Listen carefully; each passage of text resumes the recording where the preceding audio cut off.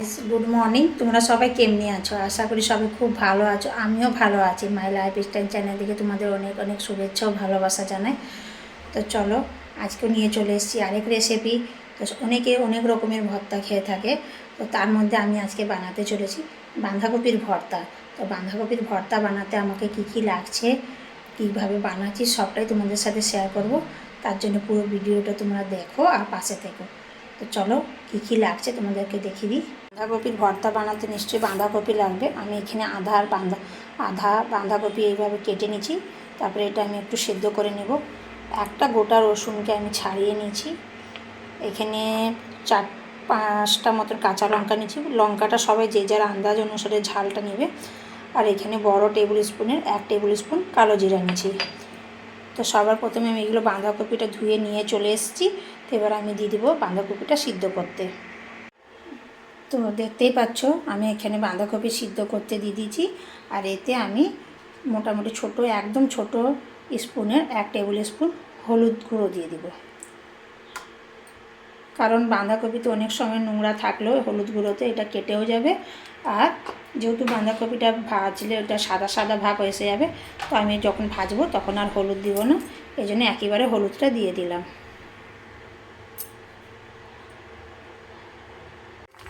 মোটামুটি 7 থেকে 8 মিনিট আমি বাঁধাকপিটাকে এই যে সেদ্ধ করে নিয়েছি। এবার আমি বাঁধাকপিটাকে নামিয়ে নিব, জলটা ছেঁকে শুধু বাঁধাকপিটা নেব। তো জলটা ছেঁকে বাঁধাকপিটা নামিয়ে নিয়েছি।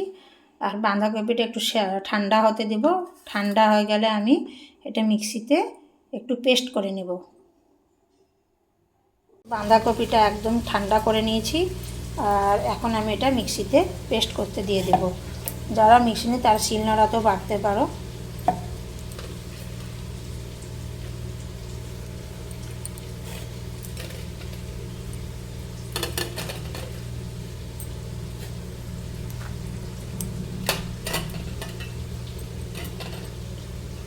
তারপরে আমি এতে দিয়ে দিচ্ছি গোটা 5টা কাঁচা লঙ্কা। যদি কেউ ঝাল বেশি খাও তা আরও বেশি দিতে পারো। আর একটা বড় গোটা রসুন ছিলে রেখেছিলাম সেটা। এগুলি সব আমি একসাথে পেস্ট করে নেব।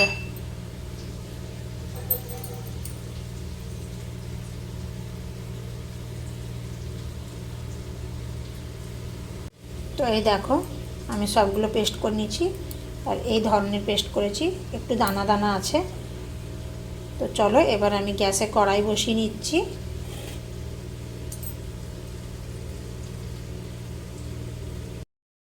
তো দেখতেই পাচ্ছ গ্যাসে আমি এখানে সর্ষের তেল দিয়ে দিয়েছি। তেলটা একটু বেশি লাগে ভর্তা বানাবার জন্য। আর এখানে আমি বড় টেবিল স্পুনের 1 টেবিল স্পুন কালো জিরা নিয়েছি।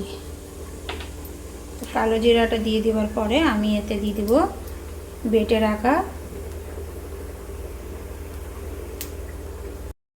আমি এবার এতে দিয়ে দিচ্ছি রসুন, কাঁচা লঙ্কা আর সেদ্ধ করা বেটে রাখা বাঁধাকপি।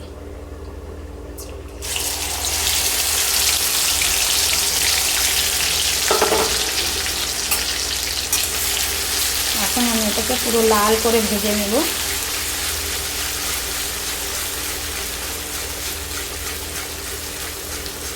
দেখো তেলের পরিমাণটা একটু বেশি দিয়েছিলাম, কিন্তু দেখো পুরো টেনে নিল সাথে সাথে।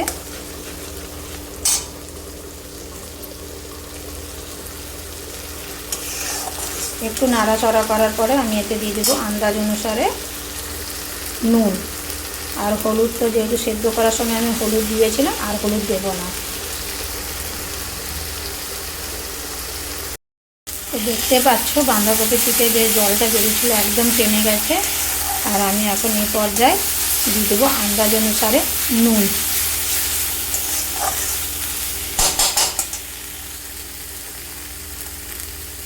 তো আমি এখানে দিয়ে দিচ্ছি নিজের আন্দাজ অনুসারে নুনটা সবসময় যে যা নিজের আন্দাজ অনুসারে দেবে। আমি মোটামুটি ছোট্ট চামচ, একদম ছোট্ট চামচের 1 টেবিল স্পুন দিয়েছি, কারণ এটাকে আমাকে পুরো লাল করে ভাজতে হবে।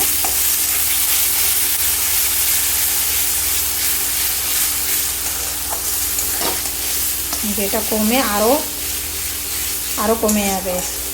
এখন যতটা পরিমাণ আছে আরও কম হয়ে যাবে।